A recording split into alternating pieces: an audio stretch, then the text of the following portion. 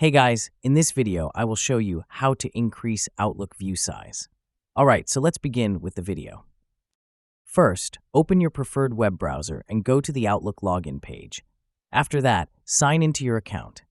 After logging in, you'll land on the main mail screen. This is where you access, read, and manage all your messages. Now, go to the top right and click on Settings option. Inside Settings, on the left-hand side, look for the Email section, which leads to all email-related functions like composing, reading, and organizing messages. Next, go to the Layout settings. This section gives you control over how your Outlook interface appears. Inside Layout, look for an option labeled View Size or something similar. You'll typically see size options such as small, medium, and large. Choose the Large option. Doing this will increase the size of the text and interface elements across your Outlook window, making everything easier to read and more visually comfortable. Once you've made your selection, you'll notice the change immediately.